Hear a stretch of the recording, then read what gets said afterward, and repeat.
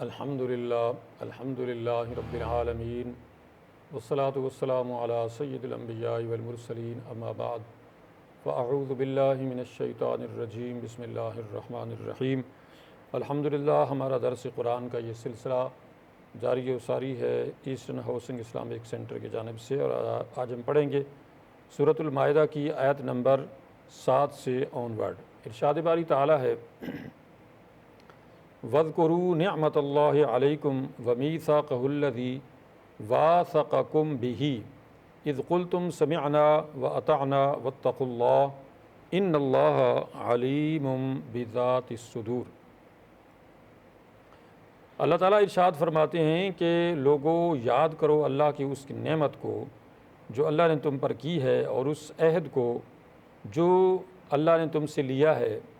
کہ اذ قلتم سمعنا و اطعنا، جب تم نے یہ کہا تھا کہ ہم نے سنا اور ہم نے اطاعت کی، ہم نے مانا۔ واتقوا اللہ، اور اللہ سے ڈرو۔ ان اللہ علیم بذات الصدور، یاد رکھو کہ اللہ تعالیٰ سینوں کے چھپے ہوئے بھیدوں کو بھی جانتا ہے۔ اس آیت مقدسہ میں اللہ رب العزت نے یہ اپنی نعمت یاد دلائی ہے کہ اللہ تعالیٰ نے تمہیں پیدا کیا، اللہ تعالیٰ نے تمہاری ہدایت کے لیے سارے سامان پیدا کیے، اور تمہاری رہنمائی کے لیے بے شمار چیزیں پیدا کیں، اور تمہاری ضروریات کی بے شمار نعمتیں اس نے پیدا کیں۔ گویا اللہ تعالیٰ ہی ہمارا منعم حقیقی ہے، اور خالق حقیقی ہے، رازق حقیقی ہے، اور یہ ساری تخلیقات اللہ تعالیٰ کی ہیں بشمول ہمارے، یعنی انسانوں کو بھی اللہ نے تخلیق کیا ہے، اور انسانوں کی تمام تر ضروریات بھی، کھانے پینے رہنے سہنے بود و باش کی، سب اللہ نے پیدا کی ہیں۔ اور اللہ تعالیٰ سب کو رزق دیتا ہے، سب کو پیدا کرتا ہے، سب کو زندہ رکھتا ہے، اور سب کو موت دیتا ہے۔ ان میں نیکوکار بھی شامل ہیں، برے بھی شامل ہیں، کافر بھی، مشرک بھی، منافق بھی، سب کا خالق مالک رازق اللہ تعالیٰ ہے۔ اب یہ بات کہ جو لوگ اللہ تعالیٰ کی اس نعمت کو جان لیں گے، پہچان لیں گے، اور یقین کر لیں گے کہ ہمارا خالق، ہمارا رازق،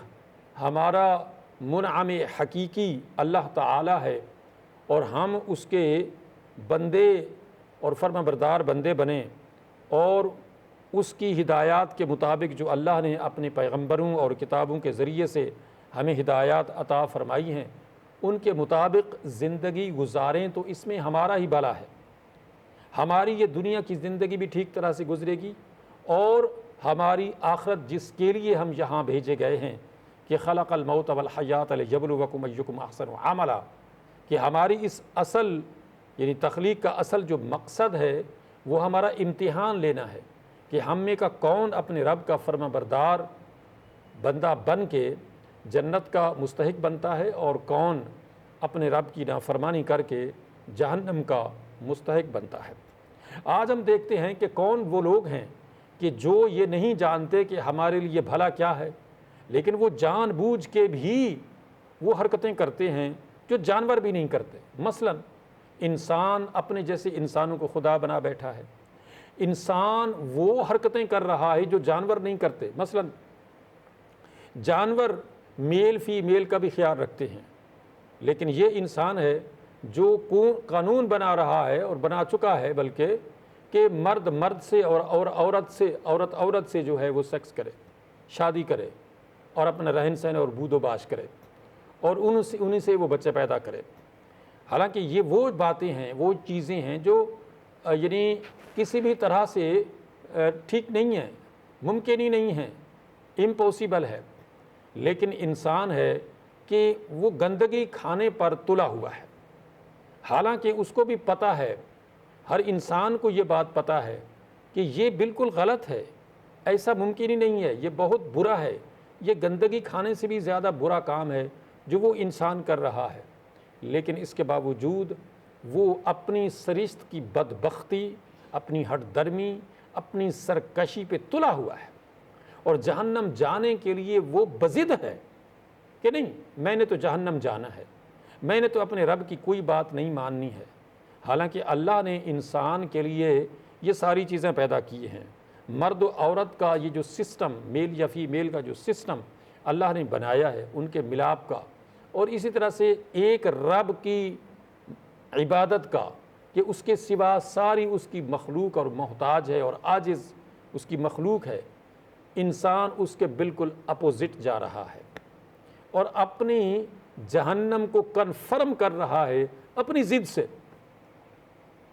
یعنی ایسا بھی نہیں ہے کہ اس کو کوئی شبہ ہو گیا ہے، اس کو کوئی شک ہو گیا ہے،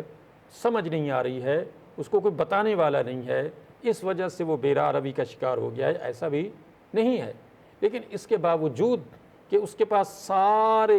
ہدایت کے اسباب اللہ نے پیدا کر دیے اور اس کو ہدایت کے سارے راستے معلوم ہو گئے، لیکن اس کے باوجود وہ اپنی سرشت کی بدبختی پہ تلا ہوا ہے اور جہنم کے راستے پر رواں دواں ہے۔ تو اللہ تعالیٰ نے ارشاد فرمایا وَاذْكُرُوا نِعْمَتَ اللَّهِ عَلَيْكُمْ، ارے اللہ تعالیٰ کی نعمتوں کو یاد تو کرو، اللہ نے تمہیں کیا کچھ نہیں عطا کیا ہوا ہے، اللہ کی کون کون سی نعمتیں تم پر رہی ہیں۔ لیکن اسی انسان کو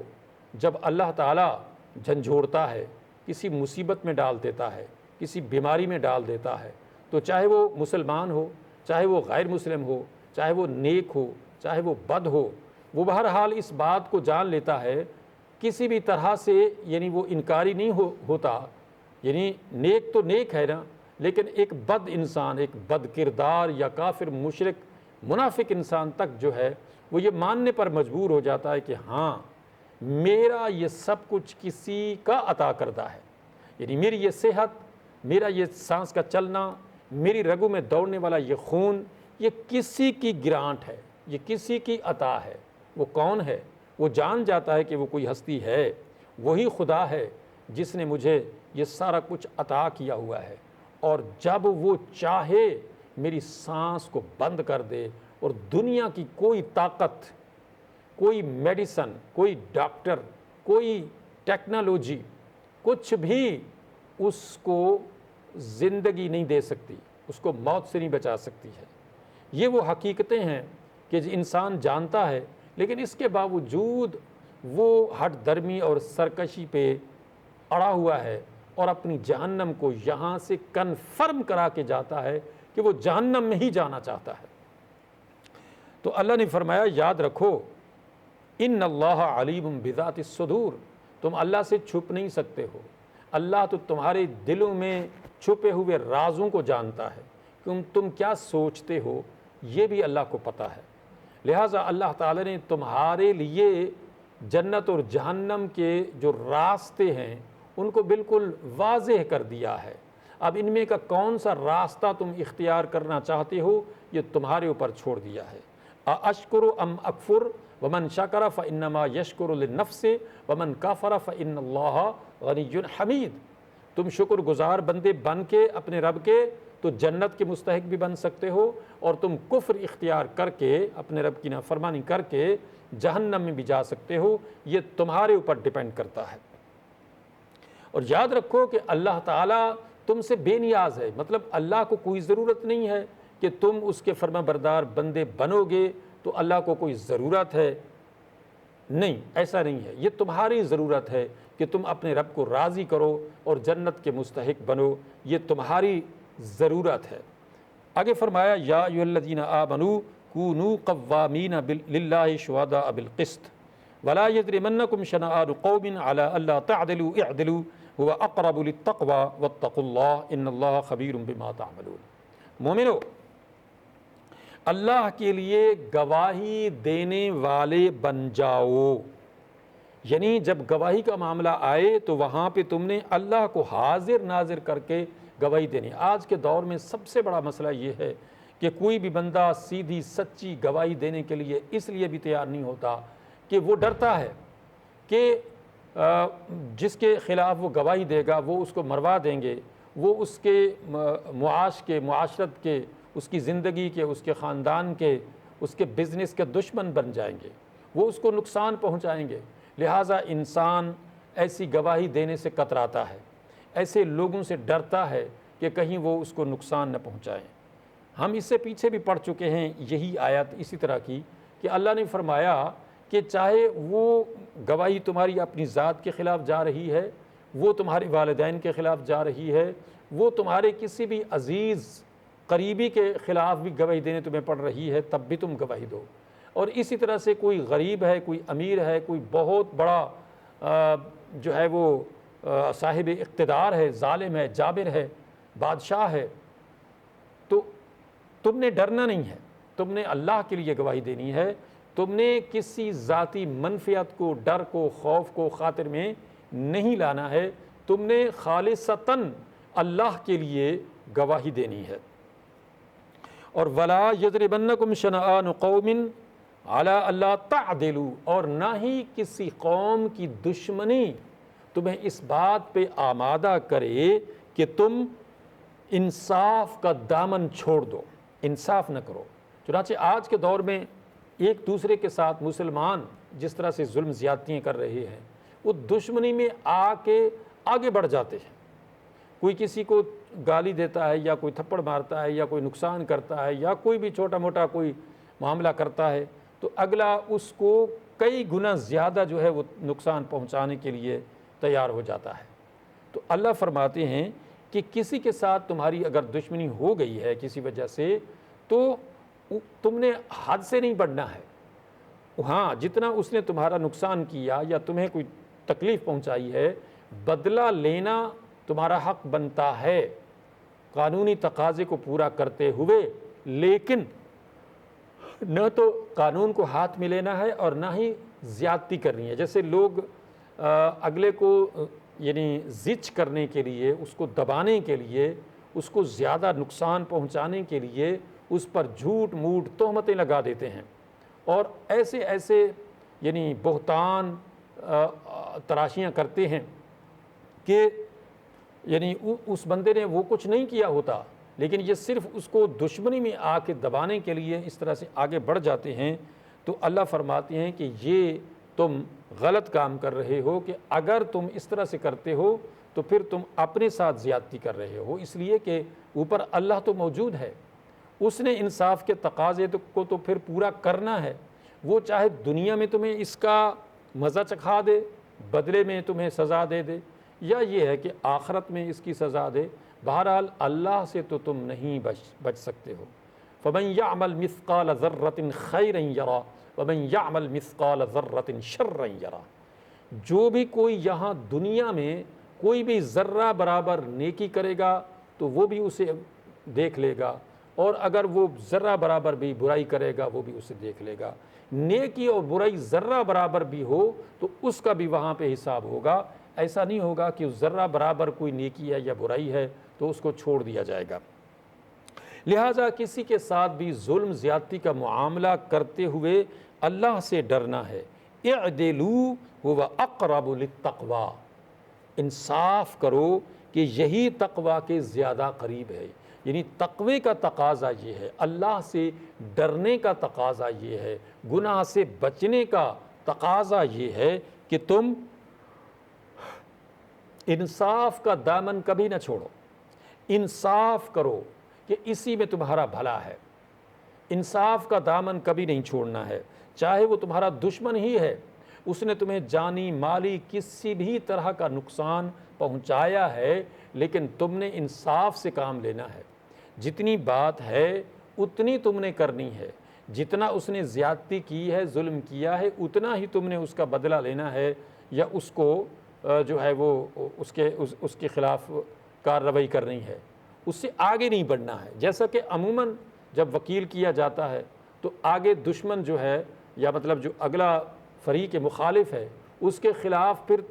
انبار لگا دیا جاتا ہے بہتان ترازیوں کا، تو یہ اسلام کے خلاف ہے۔ یہاں دنیا میں تو بندہ چھوٹ جائے گا، بچ جائے گا اپنا اس طریقے کی جو ہیلا ترازیاں ہیں کرنے سے، وہ یہاں سے شاید بچ جائے، لیکن آخر اللہ کے حضور تو پیش ہونا ہے، وہاں تو ذرے ذرے کا حساب ہونا ہے، وہاں اس کو کون بچائے گا؟ وہاں اس کو کون سا ایسا جج یا وکیل ملے گا یا وہ پیسے لگا سکے گا کہ جس سے وہ اپنے آپ کو بچا سکے؟ نہیں، وہاں تو ذرے ذرے کا حساب ہونا ہے۔ واتقوا اللہ، تو اللہ سے ڈرو۔ یہی یعنی انصاف کا تقاضا ہے کہ بندہ ہمیشہ اللہ سے ڈرے۔ کوئی بھی بات کرتے ہوئے سب سے پہلے اللہ کو حاضر ناظر جان کر یہ دیکھے، سوچے، سمجھے کہ میرا اللہ مجھے دیکھ رہا ہے۔ وَهُوَ مَعَكُمْ أَيْنَمَا كُنْتُمْ، اللہ تمہارے ساتھ ہے، تم کہیں بھی ہو۔ وہ اپنی شان کے مطابق تمہارے قریب ہے اور وہ تمہیں دیکھتا ہے، وہ جانتا ہے کہ تم کیا کہہ رہے ہو، تم کیا کر رہے ہو، اس سے نہیں بچ سکتے ہو۔ آج کے دور میں ہم دیکھتے ہیں کہ یہ سی سی ٹی وی کیمرے انسان کے ہر جو بھی اچھا برا وہ کوئی حرکت کرتا ہے وہ اس کی کیمرے میں جو ہے وہ سیو ہو جاتی ہے، اور کوئی بھی کرمنل بندہ جب کوئی کرائم کرتا ہے تو وہ کیمرے میں جب سیو ہو جاتا ہے تو وہ اس کو دکھایا جاتا ہے کہ یہ دیکھو، یہ تم نے کرائم کیا، یہ تم نے جرم کیا، یہ قتل کیا، زنا کیا، چوری کی، ڈاکہ مارا، مار کٹائی کی، یا جو بھی کچھ تمہیں برا اچھا کیا وہ جو ہے وہ سارا سامنے آ جاتا ہے۔ تو اللہ جو ہے وہ ہمیں دیکھ رہا ہے، ہر جگہ پہ اللہ ہمارے ساتھ ہے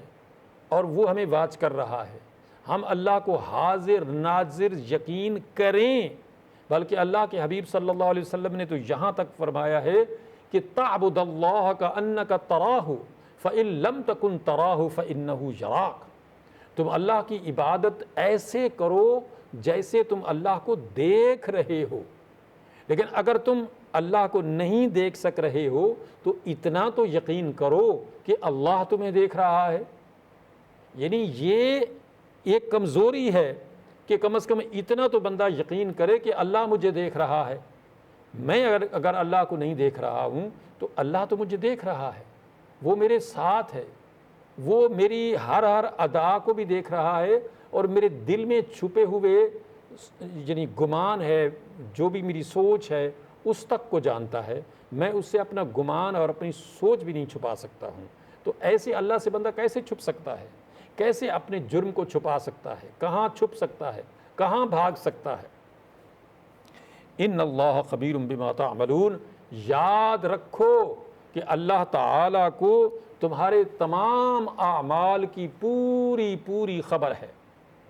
مطلب یہ ہے کہ یہاں دنیا کے اندر تو تم بہت کچھ کر سکتے ہو، چھپ سکتے ہو، جھوٹ بول سکتے ہو، اور بہت سارے تم ایسے طریقے اسباب جو ہے وہ اپنا کے تو تم اپنے آپ کو جو ہے وہ بچا سکتے ہو، یعنی جرم کر کے بھی، لیکن اللہ سے نہیں بچ سکتے ہو۔ اللہ سے نہیں اپنے آپ کو چھپا سکتے ہو یا اپنے جرم کو چھپا سکتے ہو، اللہ سے نہیں چھپا سکتے ہو۔ اللہ کے سامنے ہے تمہارا سب کچھ، اللہ باخبر ہے، پوری طرح سے آگاہ ہے، کیونکہ وہ حاضر ناظر ہے۔ یعنی اللہ حاضر بھی ہے اور ناظر بھی ہے، مطلب اللہ تمہارے قریب بھی ہے اور تمہیں دیکھ بھی رہا ہے کہ تم کیا کر رہے ہو۔ وعد اللہ الذین آمنوا وعملوا الصالحات لہم مغفرۃ واجر عظیم، اللہ نے مومنوں سے یہ وعدہ فرمایا ہے، وہ مومن جو ایمان لائے اور اچھے کام کرتے رہے کہ ان کے لیے بخشش ہے اور اجر عظیم ہے۔ ان کے لیے بہت بڑا اجر ہے ان کے رب کی طرف سے، کہ جو ایمان لائے، جنہوں نے بلیو کیا اپنے رب پر اور رسول کریم صلی اللہ علیہ وسلم کے اوپر اور اللہ تعالیٰ کی کتاب کے اوپر، اللہ کی آخری کتاب بے ہدایت کو انہوں نے مانا، یقین کیا، اس کے مطابق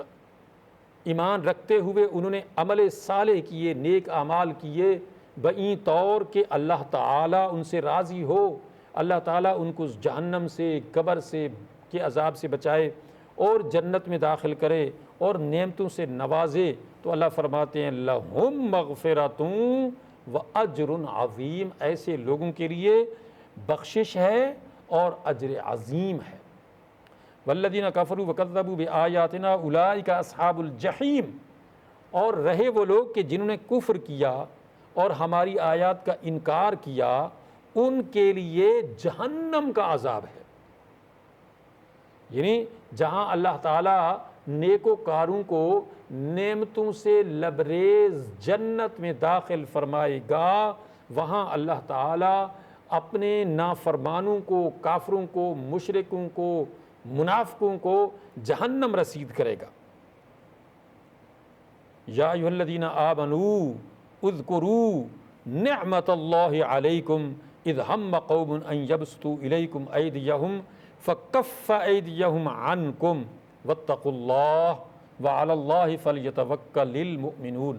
اللہ تعالیٰ قرآن مجید میں کئی جگہوں پہ بار بار اپنی ان نعمتوں کا تذکرہ فرماتے ہیں جو اللہ تعالیٰ نے ہم پر کی ہوئی ہیں۔ سب سے بڑی نعمت تو یہ ہے کہ اللہ نے ہمیں پیدا کیا، ہم خود سے پیدا نہیں ہو سکتے تھے۔ اور دوسری بات یہ کہ اللہ تعالیٰ نے ہمیں صحیح سلامت رکھا ہوا ہے،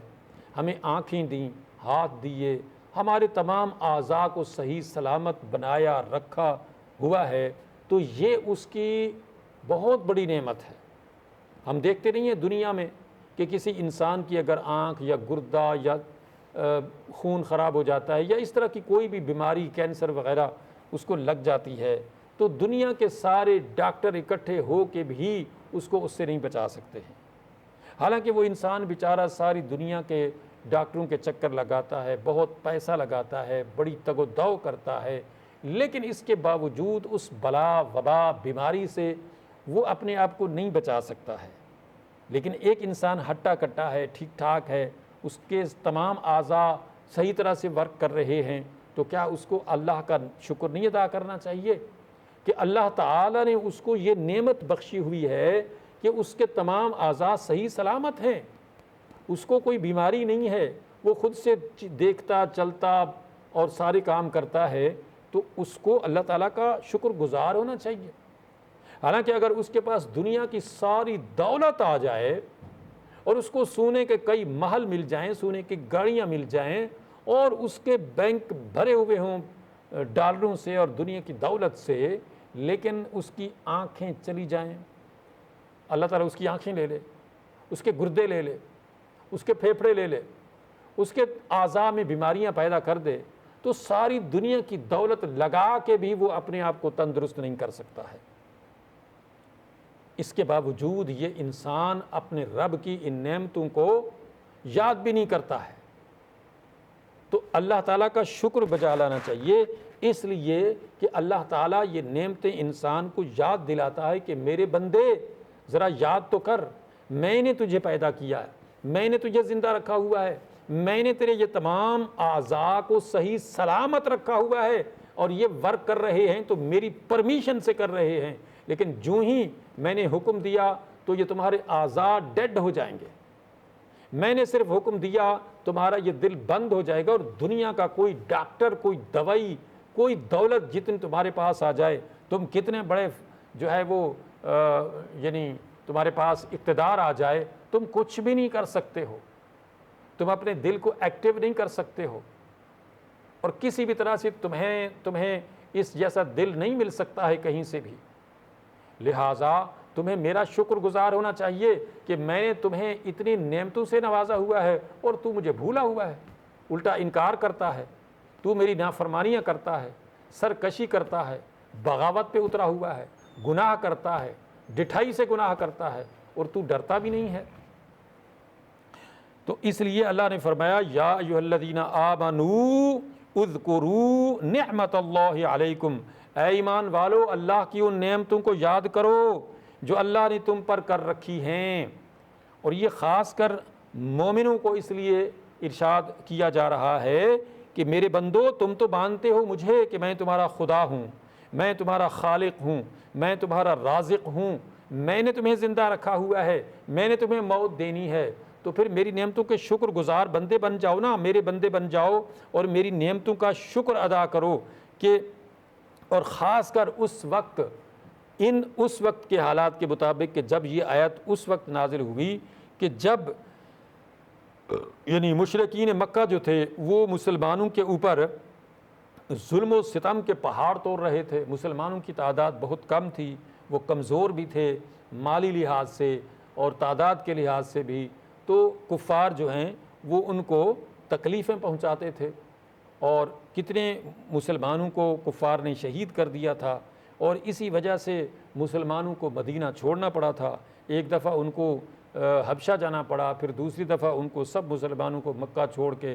مدینہ جانا پڑا، صرف کس وجہ سے کہ کفار مکہ ان کو جینے نہیں دیتے تھے،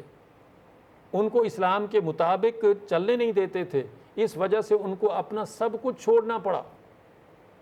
تو اللہ تعالیٰ نے فرمایا کہ یہ وقت تم نے دیکھ لیا نا کہ اللہ تعالیٰ نے جب اللہ تعالیٰ کے لیے تم نے اسلام قبول کیا، اپنے رب کو مانا، اور لوگ تمہارے دشمن ہو گئے، تو یہ وہ لوگ مشرکین مکہ جو تمہیں مارنا چاہتے تھے، جو تمہارے خلاف اتنے یعنی دشمن تمہارے ہو چکے تھے کہ وہ تمہیں قتل کرنا چاہتے تھے، تو اللہ نے کیا کیا؟ اذ ہم قوم ان یبسطوا الیکم ایدیہم فکف ایدیہم عنکم، کہ جب انہوں نے تمہیں قتل کرنا چاہا، انہوں نے تم پر تسلط حاصل کرنا چاہا، تو اللہ تعالیٰ نے ان کے ہاتھ تم سے روک دیے۔ چنانچہ جب مسلمان مدینے پہنچے تو اب مشرکین مکہ کو اور بھی زیادہ غصہ آیا، انہوں نے کہا کہ بھی یہ تو ہم سے بچ کے نکل گئے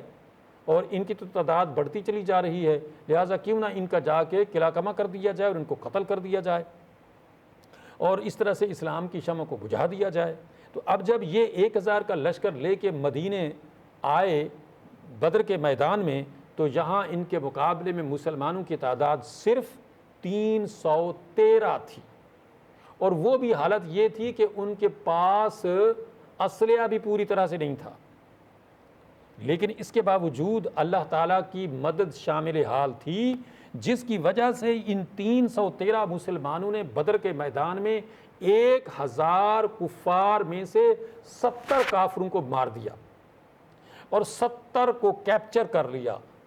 قیدی بنا لیا۔ تو یہ کیا تھا؟ یہ تھا اللہ تعالیٰ کا مدد کرنا، کہ 313 1000 کے مقابلے میں بھاری رہے، حاوی رہے، یہ سارا اللہ کا انعام تھا، اللہ کی نعمت تھی کہ اللہ تعالیٰ نے مسلمانوں کی مدد کی، بئی وجہ یہ 313 ان 1000 کے اوپر غالب آ گئے، اللہ کے حکم سے، اللہ کی عطا سے، اللہ کی نعمت سے۔ اب اللہ تعالیٰ نے اس کا تذکرہ کیوں کیا؟ یہ قیامت تک آنے والے مسلمانوں کو یاد دلائے کہ میری نعمتیں اسی طرح سے تم سب کے اوپر آتی رہیں گی، لہٰذا میری ان نعمتوں کو یاد کرو اور میری ان نعمتوں کا شکر ادا کرو۔ یعنی یہ ایک نعمت کا ایک طریقہ ہے، یا ایک ہمیں واقعہ یاد دلایا جا رہا ہے۔ ہم سب کے اوپر اللہ کی نعمت ہے، شب و روز نعمت ہے سب کے اوپر، تو ان سب نعمتوں کا ہم سب کو ہمیشہ شکر گزار ہونا چاہیے کہ ہمارے رب کا ہم پر کتنا احسان ہے، کتنی نعمتیں ہیں، ہم نے اپنے رب کا ان ساری نعمتوں کا شکر گزار ہونا چاہیے، شکر ادا کرنا چاہیے۔ تو اس لیے اللہ نے فرمایا کہ اللہ نے تمہیں اس وقت ان کفار و مشرکین کے شر سے نہ صرف بچایا بلکہ تمہیں غلبہ عطا کیا، ان کو مغلوب کر دیا، اور اس طرح سے اللہ نے اپنی نعمت تمہارے اوپر دکھا دی، تمہیں بھی اور ساری دنیا کو بھی، کہ جب اللہ تعالیٰ کی نعمت آتی ہے تو اس طریقے سے اللہ تعالیٰ انعام و اکرام فرماتا ہے اپنے بندوں کے اوپر۔ لہٰذا واتقوا اللہ، تو یاد رکھو کہ اللہ سے ڈرتے رہو۔ وعلی اللہ فلیتوکل المؤمنون، لہٰذا مومنوں کو ہمیشہ اللہ پر ہی بھروسہ کرنا چاہیے۔ یعنی مومن کا کام یہ ہے کہ وہ اپنے رب پر بھروسہ کرے، اپنے رب کا فرما بردار بندہ بنے، اپنے رب کی فرما برداری کرے اور اپنے رب کے ساتھ اپنا تعلق مضبوط کرے، اور اللہ تعالیٰ کا ہمیشہ شکر گزار بندہ بنے۔